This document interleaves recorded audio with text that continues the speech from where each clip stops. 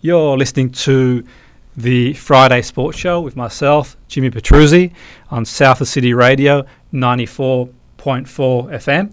And this evening we've got a couple of fascinating guests lined up. Our first guest is really interesting, and we're going to, talk about all things education. And obviously, I've stressed on many occasions in the show how important education is, and how it's played a big part in my own life as well. And having been fortunate enough to work in the field myself, I'm really passionate about it. And we've got a really fascinating guest first up, who's going to talk about her involvement in the new University Academy 92, which is a really interesting concept. So, Dr. Sara Ward, the Dean of Academic Studies at the University Academy, welcome to the show, and thank you for coming on board. Yeah, thank you. Thanks for inviting me. No, that's fantastic, and it was really interesting, Sara. The show. I mean, the university. Can you tell us a bit about your involvement in this university? Tell us a bit about the university itself, because people our listeners, I'm sure some are aware, but some aren't aware of the development of the university. But give us a bit of background into. Yes, of course. Yeah. Yeah, so basically University Academy 92 opened its doors for the first time last Thursday. So it was a historic day for the City of Manchester and also the Borough of Trafford. It's been in the planning stages for a couple of years now, and it's a brand new higher education institution based in the old Kellogg's building opposite the cricket ground. Co-founded by the class of 92, Gary Neville, Phil Neville, Ryan Giggs, Paul Scholes and Nicky, and also Lancaster University, which is one of the top 7 ranked UK universities in the country. No, that's fantastic. And just out of interest, your involvement, I mean, how did that come about? I mean, obviously you've got a lot of experience in academia, and it'll be interesting to see, to know a bit about your doctorate. Really seems a really interesting thing to study. But can you tell us about how you got involved in the academy?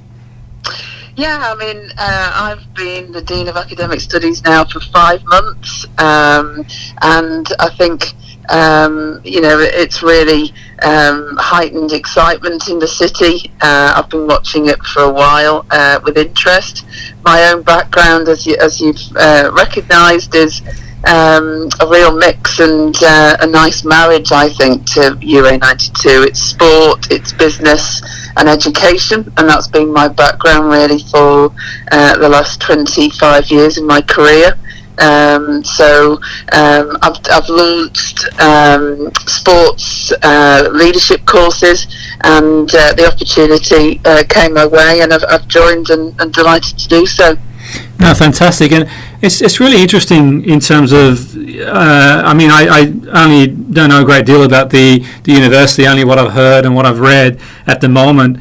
I have no direct experience, but what I sort of have noticed is that they're offering a more flexible range of learning options, and I was sort of wondering if you could elaborate on that, or in terms of how students can enrol and what are the options and sort of courses there. So basically, one of the mainstream ethos of coming from the class of 92 is really the life skills and the personal and character development skills, which Sir Alex Ferguson instilled in the class of 92 from the beginning of their playing careers right through, which has boded them well with life after sport. So that was something particularly that interested me also, because unlike other traditional universities in the country, this is actually embedded, this is actually assessed, this is actually part of the degree, and the academic discipline, the degree that they study, obviously is equally important, but this is something that we will build on from day one until they graduate, so a transformational journey for them. So things like resilience, problem solving, communication skills, digital literacy, leadership, financial literacy, which are all key skills. So that's something that the class of 92 had a vision, and that's totally embedded within the university. The disciplines and degrees that we cover broadly surround on business, media and sport, but we've also launched recently a law degree, computer science, sports management and public health and wellbeing. So it's a real mix, but that's one of the big USPs that we are striving to do for all our new students. Yeah, no, absolutely. I certainly echo those sentiments in sport for sure. I mean, one of the problems in sport is upon retirement from sport itself, and you know, it's one thing having an education and also the practical element of applying that education. You know, we've seen the likes of the Class 92 you know, do really well to make the transition. They obviously are involved in, you know, running a football club too, and obviously, you know, university and you know, the hotel and amongst other things. And for me, I think what sort of strikes me in sport, Sara, is that, and certainly my experience of sort of in sport as well, some of the participants, you know, after they've retired, they tend to struggle to make that transition. Correct. And absolutely. So one of the things that they do struggle with is I think for me is the practicality, because you've been in an environment for so long, and you know, for the performers at the highest level, at least in football anyway, you know, a lot of the things are done for them. Then all of a sudden they've got to sort of go out there and do that. Absolutely. And the other thing that you find, certainly, I mean, obviously one of the other ethoses, and you know, I commend the class of '92 and Lancaster University for this, is the widening participation and you know, widening out to Trafford, especially, but obviously Greater Manchester areas. For people that actually didn't think education was for them, or they thought that, you know, perhaps they don't meet the grades, etc. So there's a real social inclusion policy around that. But you're right, in terms of sport, you know, we've got partnerships with Lancashire Cricket Club, amongst others, and you find that actually people that are successful in their playing careers always want to do an academic degree, but actually haven't found the time or can juggle. But the way we structure our timetable, either a fixed morning or a fixed afternoon, it's becoming a lot more doable. So you could have, for instance, you know, football players training in the morning, showering and having lunch, and then walking down to UA 92 and doing their degree in the afternoon. So we're opening opportunities for that, because, like you say, when they retire, they might not have the educational background to fall back on, or the skills that we're you know, working on the personal and character development to survive life after sport.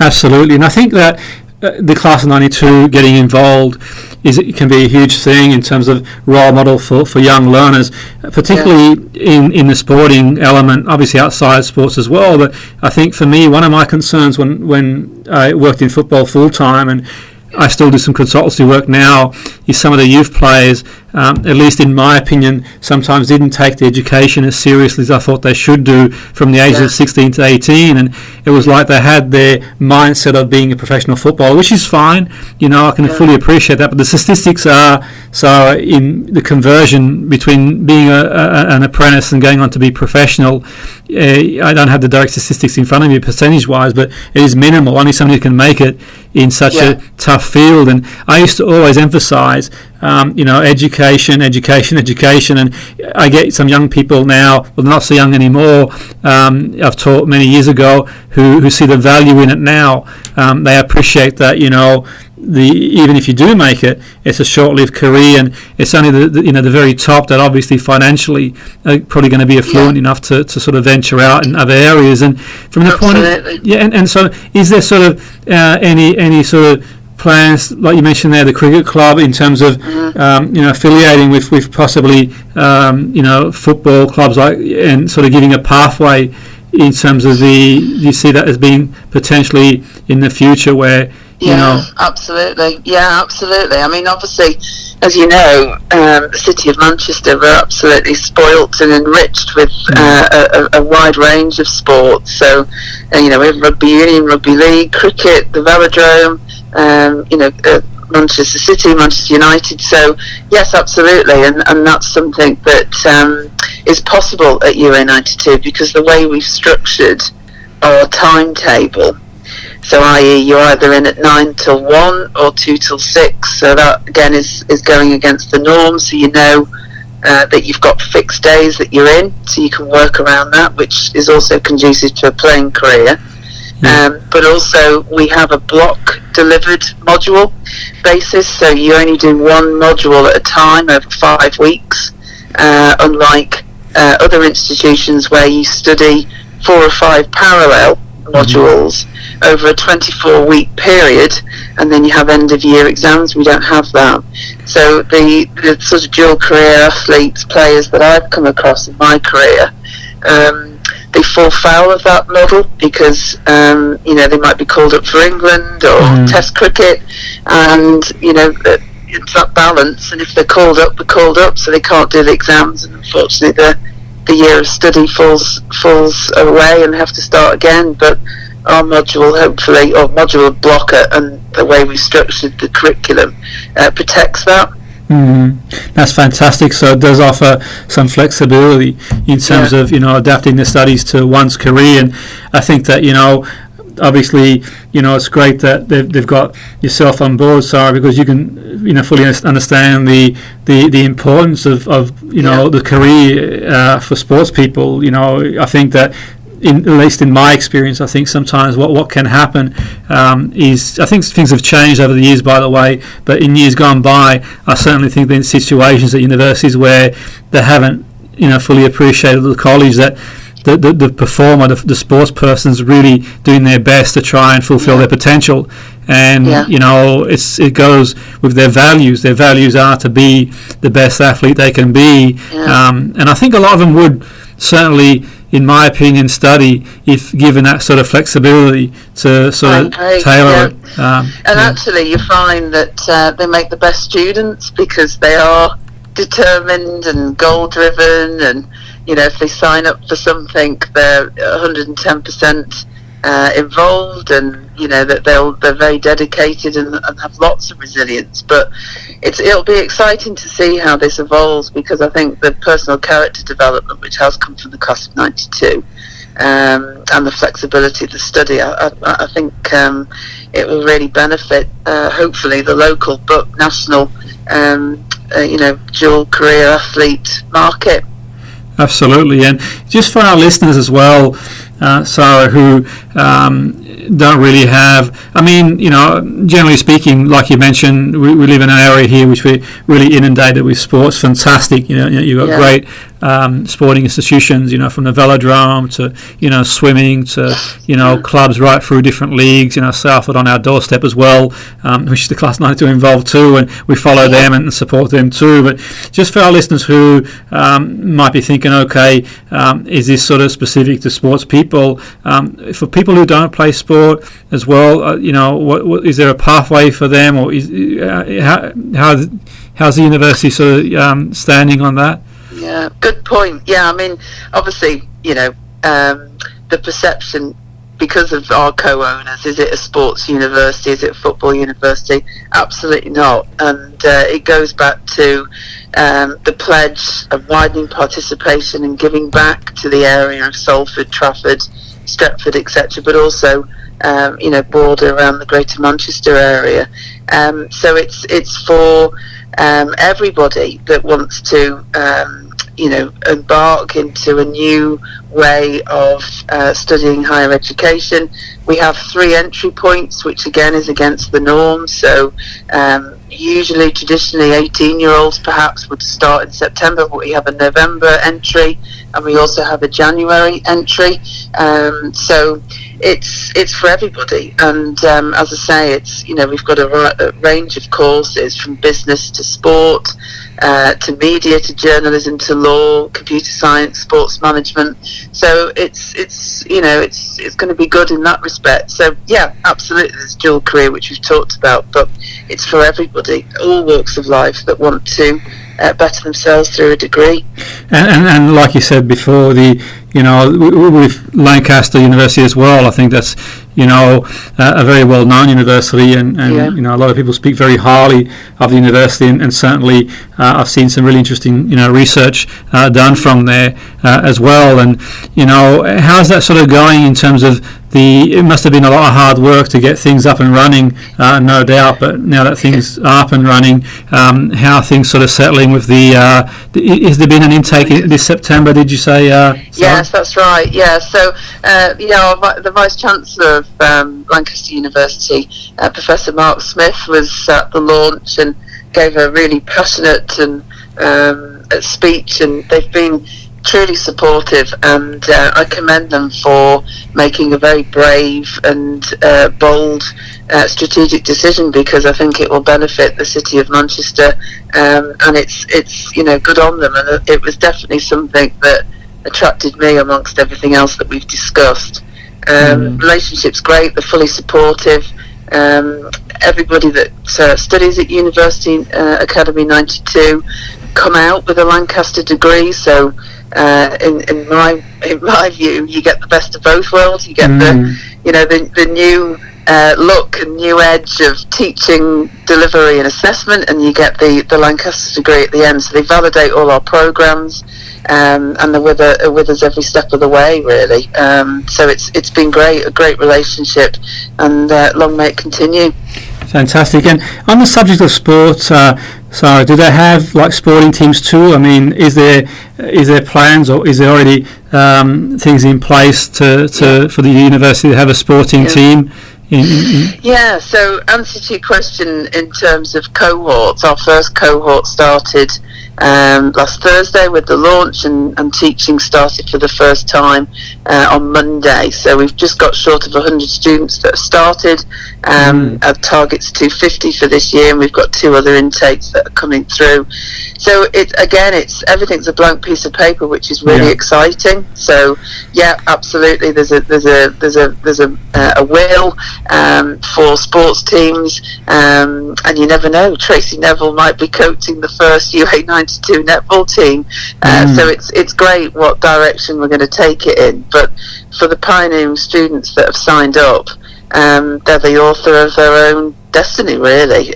They can choose what they want, and we'll fully support them in any direction they want to go in terms of the student clubs, sports clubs, students' union. Fantastic. No, that's really amazing, really exciting stuff. And just to sort of, for our listeners, the benefit of our listeners, I know you mentioned it, but just to sort of, in case they sort of missed that. So at the moment, the provision, the cohort courses range between.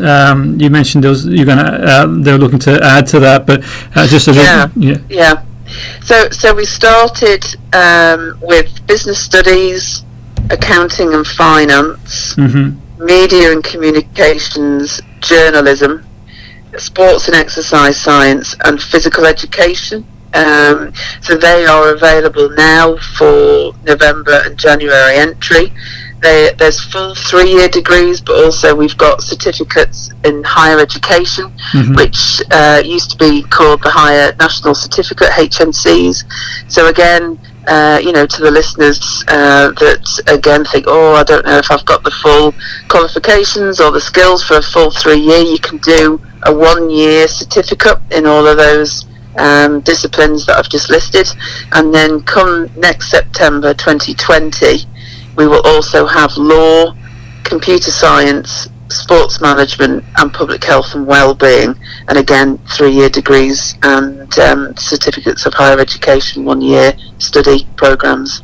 That's fantastic, and it's really interesting the diversity of degrees and educational programs you're offering, and I think for me it does sound that they're very practical, and also the value of them in the sort of the current economic climate at the moment is important, moving forward, and I think are there sort of, you mentioned before that there are plans to sort of expand the provision. No doubt, obviously, you've sort of worked hard to get to where you are, and things are sort of settling. But do you see a vision where at some point you'll be offering, other courses perhaps in the field of, say, science-based courses or psychology or around those areas as well? Or yeah, absolutely. And I think that's again, the exciting proposition here.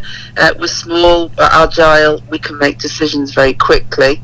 One of the other sort of main USPs of UA92 is our partners, an industry-driven education and curriculum. We've got a list of partners. Obviously, I've mentioned Lancaster Cricket Club, KPMG, Microsoft, which will be part of the building. So they are setting up their digital innovation hub, which is the first in the north.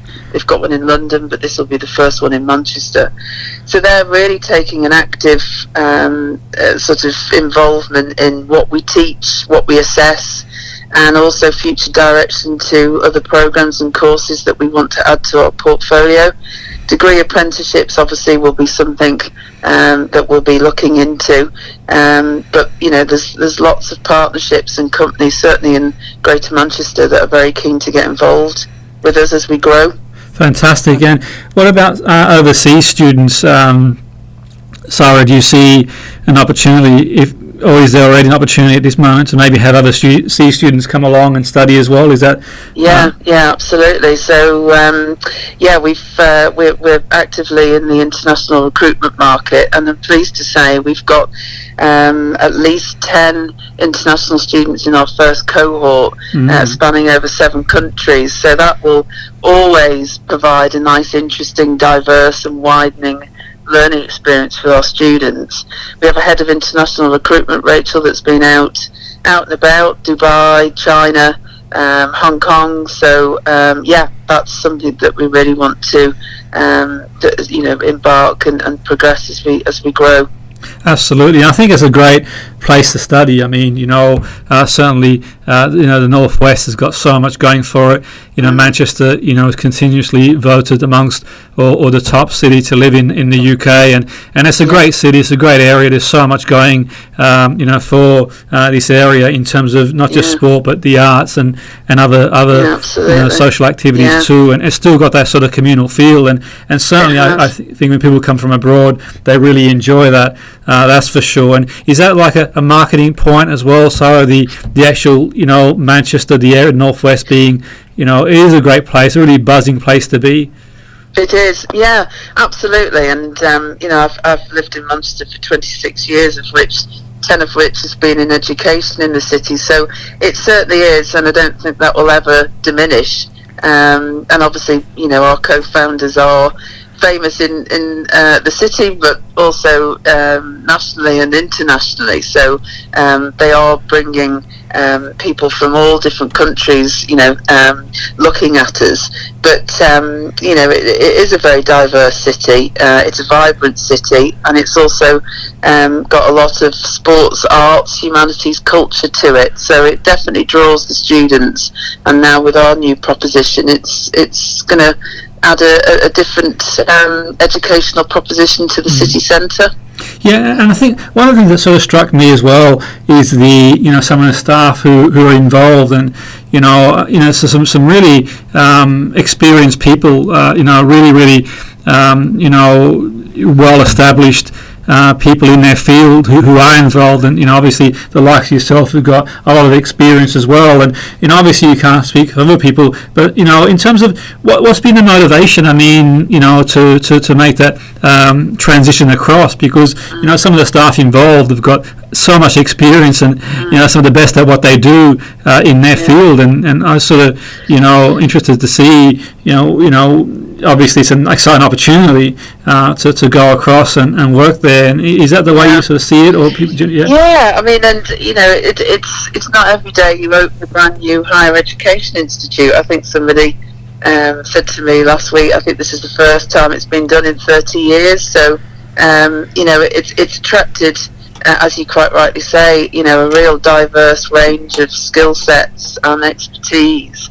But we're all, bought into this new vision, this new educational provider in the city centre. As you know, Manchester and the Northwest have got a lot of established institutions. So it's something different, something game-changing, something that hopefully will disrupt the higher education market for for the better. I think, with the introduction of fees, it's really put a different slant on what education in higher education is. That's something that has excited me. So looking at all different ways of the learning experience and doing things differently has definitely attracted a diverse staff and skill set to it. No, absolutely. And one of the ways a lot of universities have gone over the last few years, offering distant learning or online provisions, and one of the things that sort of I've noticed over the years, and whether they're blended learning or they're offering them on their own. And to be fair, there's some really excellent provisions out there. Is that one area that you guys are offering or going to offer at some point? If you're not already offering it, maybe offering the online opportunity as well? Or yeah, I mean, maybe it might be an option, but I think, for being in education for the amount of time I have, I do think that the enriched peer learning you get in that classroom is second to none, really. Absolutely. And obviously we've talked about, the cohort could be international students, dual career athletes, people from all different backgrounds, different ages, different demographics across the country and the local area. So, we have a digital Wednesday at the moment. So they come in Monday, Tuesday, Thursday, Friday, and then they have a remote digital Wednesday where they have online materials. But definitely a fan of a blended or face-to-face teaching. Online is good for people that obviously have very busy lives, but don't forget, we are wanting to really transform students from day one until they graduate. And personally, I think the only way you can do that is being in a cohort and seeing people face to face, really. Yeah, I think for me, I use the analogy that it's a bit like going to a concert or a football match live. It's a different experience than watching it on TV. And but life is what it is, and people live busy lives, and things have changed over the years, and the platforms that they have these days are are really advanced. But I do think that sort of having that sort of contact, plus as human beings we're social creatures, I think that we like to be around people, and that can help to the isolation sometimes people have. I agree, and there's some fabulous providers, both in this country and in Europe and further afield that provide that, and that's fine. People have different needs and different motivations for what they want to do, but even the campus has been structured where all the teaching rooms are cafe style, so there's no lecture theatres. There's no chalk and talk. There's no, big sort of open spaces, so people can get very close and enriched in what they're learning, and that's something that we're right across the campus. All the breakout areas, there's huge atriums with lots of group tables and sort of shelters where you can go and work. So that again has been structured and designed specifically for this type of learning. Yeah, no, that's amazing how they've sort of taken all that into consideration. I can imagine a lot of research went into that, and I can see obviously the benefit of being with Lancaster, who's got the experience, and drawing from that, and obviously getting people like yourself who've got an experience in academia as well, but also an interest in sport too. It's just a really powerful mix. So how's things settling in now? I mean, it's early days, obviously. And we must be really excited to get things going. And it is, and it was such a proud moment last Thursday. I mean, everyone's just been so excited and supportive for us, and to actually launch it officially with Kate, the MP of Trafford, amongst other distinguished speakers, it really was truly fabulous. So yes, we're all very excited. There's still a lot of hard work to do, obviously, but the campus looks amazing, and there's growth to go up another 3 floors. So we're super excited, and the future looks great. So it's very good, very fantastic. good indeed. And it's an amazing opportunity, and it's like if there's one way to leave a legacy, it's in education, that's for sure. And I think certainly for the class of '92, and they're passionate about their area as well, and it's important to them. And they were exactly, and for anybody questioning, why are they in it for the UA 92? They were all there. They were all present. This has been a project in planning for at least 3 years, and they're just as enthusiastic and on board. And they were all there last week for the official opening, and they want to get involved in classroom activities and guest speaking and coaching sports teams. The list is endless, and they're equally as passionate, which is great to have. The co-owners both at Lancaster and the class of '92 can't do enough for us, which is great and refreshing in this day and age, really. Fantastic, and it's a really exciting time. I think that absolutely, I think for the area, and that's for sure. And in terms of anyone listening who is interested in perhaps the November or January provision, Sara, is anything they can do? Is it like a website they can go to? Or? Yeah, absolutely. Yeah, so ua92.ac.uk, and all the courses are detailed, and the entry points, which are described November and January, all there, and somebody will be back with them straight away to walk them through the application. No, that's fantastic, and I really want to thank you for making the time to come on board the show. I know that you're extremely busy at the moment, but it's been great to have you on board the show. And we live in a really passionate community around sport, but equally, we know the value of education, and I think it's really important that that education is considered as an option for people to grow, not just grow academically, it's also grow as a person and develop character as well. I think that's one thing you can do, and I think offering this sort of practicality and something a little bit different is certainly exciting time. So thanks again, Sara, for coming up. Pleasure. We wish the university all the best, and no doubt we'll sort of be in touch again at some point. Thanks very much. Yes, thank you. Absolutely. Thank you. Thank you. So that was Sara Ward, who's the Dean of Academic Studies at the new university, the class of '92, the University Academy of '92. And what an amazing concept that is, the lads, the class of '92 lads who, obviously are heavily involved with Salford Football Club and in the area. They've got such a passion for this, sports passionate area, which is fantastic. So it was really interesting insight into the university. Our next guest has been on the show before.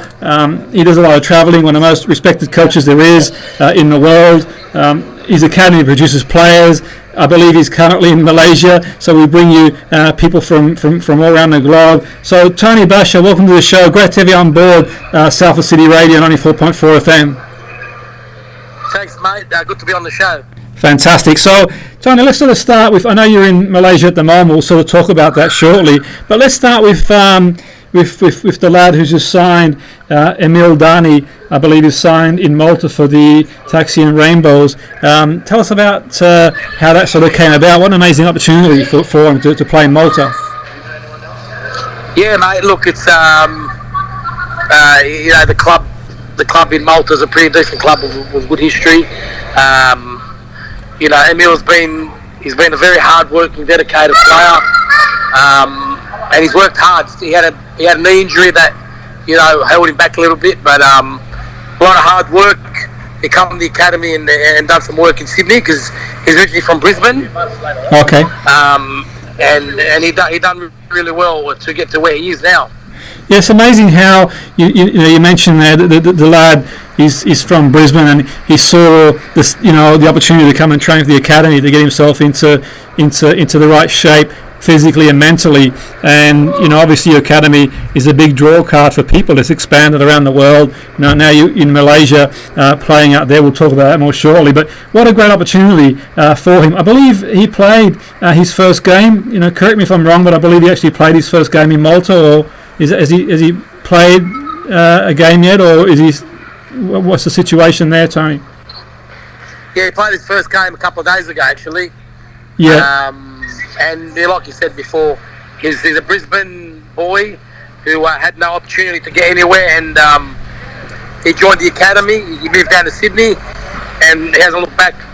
No, that's fantastic. So And he's doing really well. yeah, it's a testament to the academy, the Australasian Soccer Academy, how you guys have got these links. And I think what's really important that you do is not isolate yourself to one area, one country, one league, and that's really important because for me, Malta is they're for the size of the country, they're a good football nation. Certainly they do well. They're very competitive. The league's reasonably competitive too. So in one sense, it's a good opportunity for him to establish himself. And is that the plan, Tony, for him to establish himself and look to maybe go into the more fashionable leagues, or will he just see how it goes this season in Malta?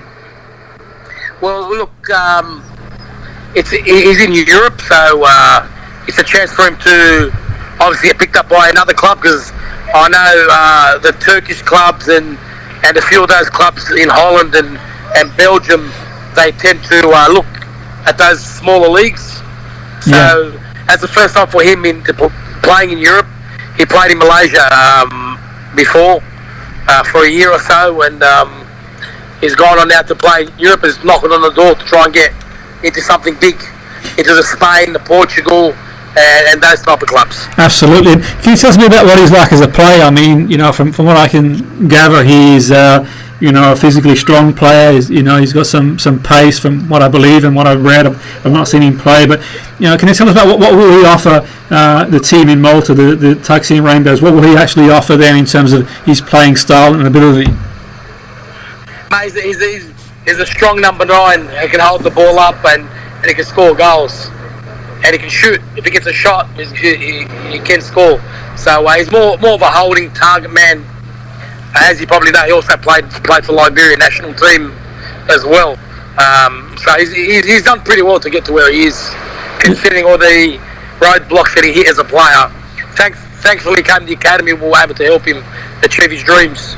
Yeah, no, that's fantastic. And what I like about the ethos of the academies, we've sort of talked about it before, how you're willing to explore various leagues and not just sort of isolate yourself to we see some academies, they go on tour now and again, annually, biannually, and they tend to go for the more traditional leagues. But I think you've got to have an open mind and certainly look far and wide, because one's only young once, and these opportunities only come so often, and you've got a much better chance, no doubt, to be seen by the European Cups if you're in Europe than if you're sort of hidden somewhere in the corner of the world. And is that something you've actively done, Tony, to establish to get links around the different clubs around the world or different leagues? Yeah, look, a lot of clubs, what they do is they go on tour to the big clubs in Europe. Yeah. And they got no chance. You know what I mean? So we try and take a place where there's actually an opportunity for the players to be picked up. You know what I mean? So tours are meant to be for players to try and get picked. You don't go to tour for experience, mate. I think it's a load of crock. You got to go somewhere where players have a chance to get a contract. And you take the best players available. Absolutely, and at the moment you find yourself in Malaysia. Can you tell us a bit about Malaysia? I mean, you've got experience yourself of playing in Asia, Tony. You know Asia better than most people who've played in Singapore, and you've been over in Asia before. Tell us a bit about what you're doing over in Asia at the moment, Malaysia at the moment. Yeah, look, I played before in Singapore and the Southeast Asian countries, and then we're here at the moment with a few boys. We do have under 15s team and an under 21s team, and there's a few boys here who are knocking on the door for a contract. As you're aware, Australian football isn't the best in regards to getting players in. It's a very bad market, so we try and expose our players into Southeast Asia. We do take a few young ones to see how it is and lifestyle, and we've got a few boys here hoping to secure something while they're over here. Yeah, no, absolutely, and in terms of adapting to Asia. Obviously, the climate is slightly different. The humidity, like you says, the food and just general things are different. And you obviously adapted really well. You embraced the culture.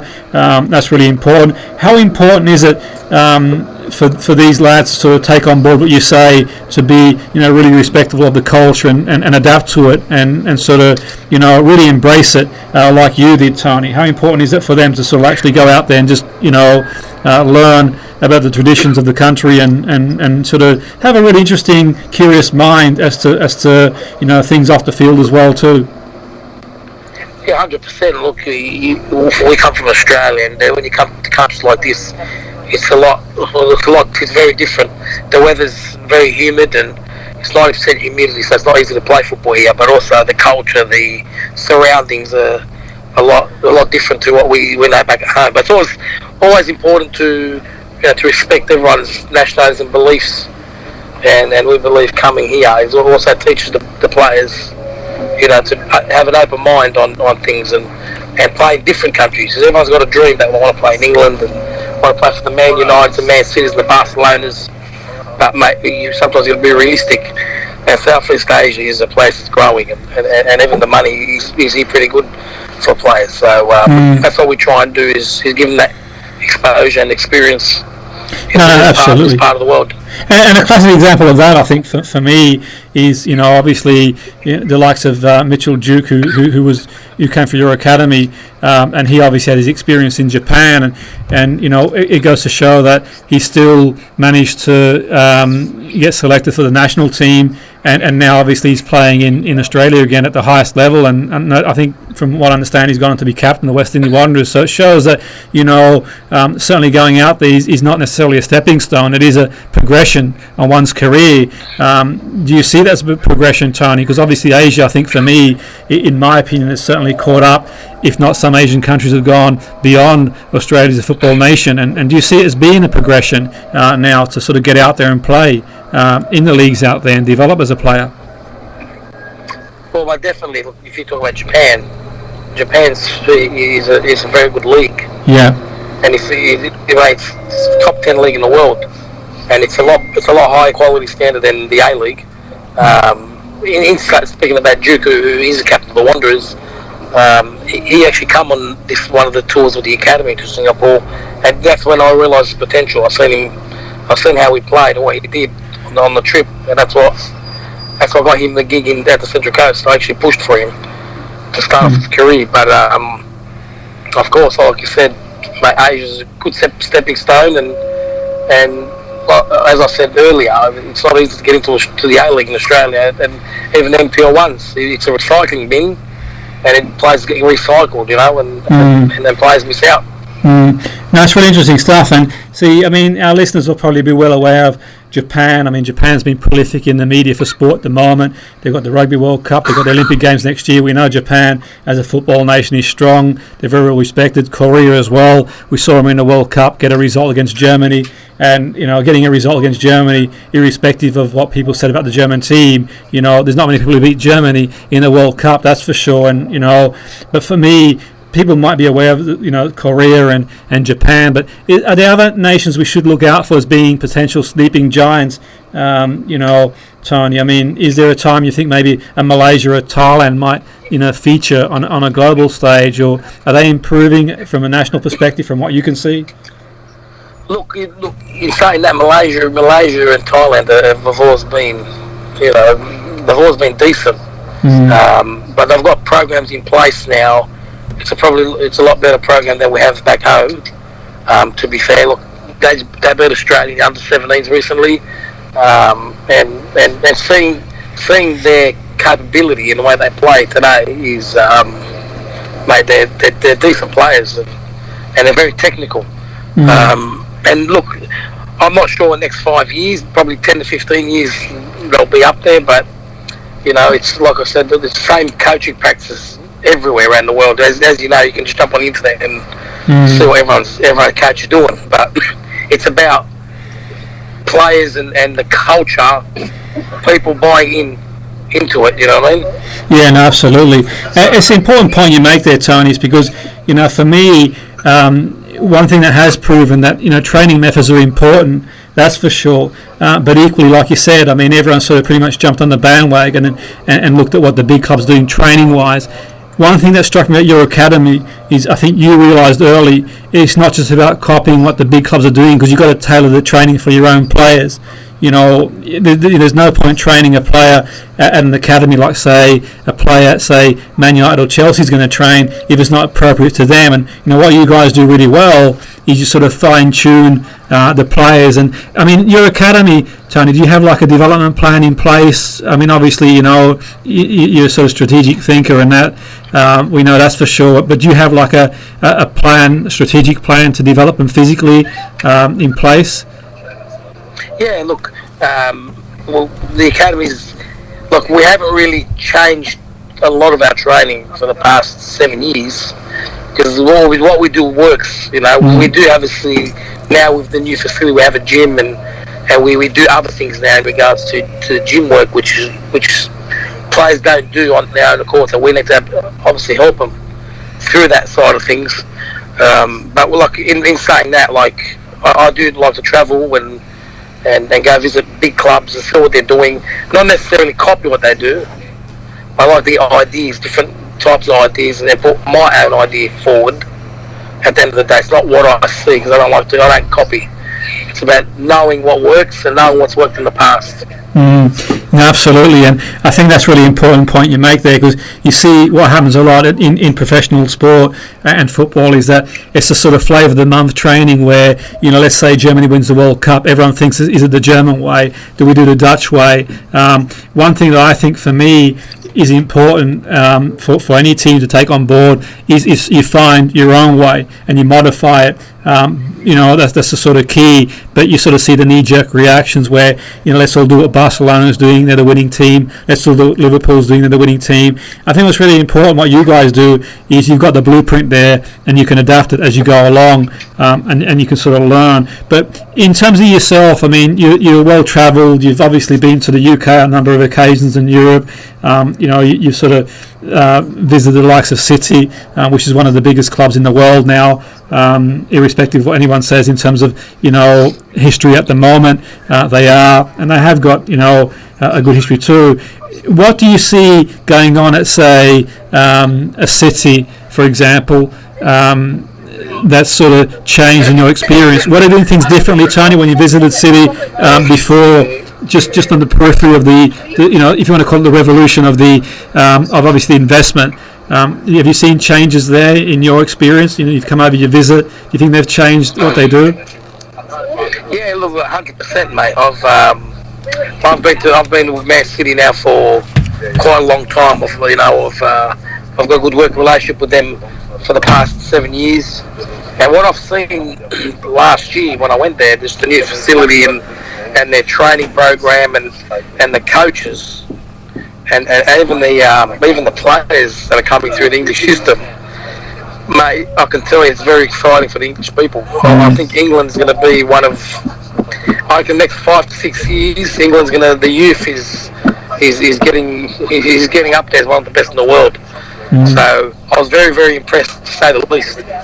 I echo those sentiments, Tony, and I think we've had this conversation before where, from an observational point of view, we've seen the development of the players, and it's no coincidence that the young teams here are winning tournaments as well in sort of, on the world stage, and that's sort of happening now. My only concern would be, for them is whether they get the opportunity to play, first team football. We're seeing the likes of, say, Foden at Man City, and as much as Guardiola is saying all the right things and so on and so forth, the guy's not playing at the moment. And how important do you think that is, Tony, for players to play first team football? Could England be missing a trick if these young players aren't given the chance? Or at the moment we're seeing clubs like Chelsea give them the chance, and they're sort of taking it to a point. But do you think it's really important they get that first team football? Yeah, look, I know what you're saying, but these guys, pay to win competitions, and absolutely. And unfortunately, in the EPL, when you're in the English Premier League, it's not easy to play young blokes. You know what I mean? Absolutely. If the club is happy to finish second, then yes, play young blokes. But for me, if you're there to win competitions and coaches like Pep, mate, he's there to win trophies. I don't think there's going to be much of a chance for a young bloke to play in the first team. But obviously, he can move on to something bigger if he doesn't play for Man City. You know. Yeah, and the thing is, it's about patience too as well. I mean, for me, if we, believe what the media says and the reports of the likes of say Foden, he's been talking about, wanting his chance and so on and so forth. But the thing is really, from a 19-year-old point of view, time is on his side. And, sometimes it's important to sort of to see the perspective and think, okay, if you're going into training, Tony, and you've got Aguero around you and you've got all these players around you, like De Bruyne, and it can only be a good thing, can't it? Because you can learn from them. And I think there's also the danger of sort of that knee-jerk reaction of sort of moving on, and it's not easy. And the Premier League, like you say, is a tough league. I mean, we've seen the likes of a young lad called Keane who was playing at Juventus, and he's just gone to Everton, and we've seen how tough the Premier League is. Every week, Tony, the Premier League, as you well, I'm sure you know, there's a tough game. There's no easy games, in the Premiership in that respect. So from a young player point of view, you've got to really abide your time as well. But going back to your tour in Malaysia, when's the first game, Tony? When have you got the first game coming up? So we're actually on their way now to the game. Oh wow! We're playing at playing at Kuala Lumpur Stadium against KLFA, which is one of the top league teams. Fantastic. With our boys are mostly young pups. Yeah, they're all like under 19. Basically, we're playing against the under 21s here, so we'll see how they go. I think that we should be okay. We've got some good boys on the bus, so hopefully they can go there and just learn and get experience. Basically, that's who shines. Absolutely, what a great opportunity for them to sort of to be in the shop window and also learn playing football in a different environment, different conditions, different situations. So they can learn from that. Just sort of your own career. I mean, obviously we keep in touch, and I followed your career, and I believe you sort of decided to move on from Parramatta, Tony. Is that the case, or no doubt you've got a lot of work to do with the academy? Is that have you decided to part company, or? Yeah, that's true, mate. Excuse me. I took over Parramatta this year. Took over the whole club as TD, technical director. It was the most successful season in 10 years. We made 4 final series. Wow. First time the under 18s and 20s have made the finals. We finished second on club championship out of 22 clubs. I decided to pack up and just focus on the academy, because I've got a lot of exciting kids coming through the academy, and I have to make sure that I give them my 100% commitment, not 70%, but I've been giving them, obviously working in the club environment as well. Yeah, no, absolutely. I think that's an important point you made there. Is I think that I know how much you love the game, and how important the game is to you, and you also had a great career at Rydalme as well, and you won a lot of stuff there, and took them up successive promotions. And I think in coaching sometimes it's easy to forget what coaches have achieved, and certainly you've achieved everywhere you've been, but I think it's important, obviously, to sort of follow what's most important to yourself, and the academy is obviously your priority in bringing players through. And in terms of the vision now, Tony, I mean, you guys have been going for a while now. That's really important. In the time you've been going on, there's been a number of academies that have popped up and gone as quick as they sort of come along. And I think the danger is sometimes, for me, this is sort of my own opinion, I think sometimes ex-players who've played, even at the highest level, they look to set up an academy, but whilst they've played at a certain level, setting up an academy is completely different in terms of nurturing players. It's like the conversation I had last night with some young players saying being a coach and manager is different to being a player, and sometimes certain players who've played at the highest level don't make the best coaches because it's not just about that. But yourself, the vision now, you've been going for a while. You mentioned there 7 years you've had this relationship with Man City. Every time you come to the UK, we catch up, you go down there. What's the vision now, Tony? I know that you want to keep producing players, but where do you see you guys going over the next few years? look, what you did bring up is a good point about academies everywhere, left, right, and centre. They're opening like bloody McDonald's here in Sydney. But the beauty about football is these things don't last long for them. You know, we're the longest serving academy in Australia, and we've produced the most players from local football through to National Premier League football. As I produced the most professional players out of any academy in Australia, and I don't think anyone's going to catch up. But we're still producing players at this stage as well. For me, we're looking to invest in some clubs abroad for the academy. So I've actually had enough of trying to get our boys into the A League, which is the top flight. We've got enough players that can play abroad, so we're looking to invest into buying clubs abroad in Europe and in Southeast Asia, so we can have a direct route for our players into the top leagues without all the political stuff that about football. So that's what we want to do: produce players. We want to own some clubs, and we want to push our players through the back door, basically. Absolutely, and it sort of leaves a legacy. And I guess before you, the dean of the Sara Award, the dean of academic studies at University Academy 92, shows how footballers can leave a legacy in the class of 92 now, becoming affiliated in opening up a university with Lancaster. And it's amazing how people like yourself, Tony, in the class of 92, they don't forget their roots, where they've come from. You walk your talk, and that's really important. And that's sort of a big thing, in terms of providing the people in the area an opportunity, a pathway, a realistic pathway to go on and be the best they can be, and no doubt that's the case. And you're there now in Malaysia, and you're doing exactly what you say you do. Saying things is one thing, but doing it is a whole different ball game altogether. But it's been fantastic, Tony, speaking to you again. Thank you for taking the time. I know you're on tour, and it's not as easy, a lot to do, so it's been really nice to speak to you, Tony. I wish you all the best in Malaysia, and we will keep in touch, and I'm really excited for when you come back to the UK. We always have a great time, a great catch up, and it'd be great to see you in the UK when you're back here again, if I don't see you earlier over in Oz. But thanks again, Tony. All the best to you and the lads for the rest of the tour of Asia, and no doubt I'll be seeing the post hopefully on social media to see how you guys are getting on. Thanks, Tony. Always a pleasure. Thanks for having me on the show. Thanks, Tony. All the best, mate. Cheers, guys.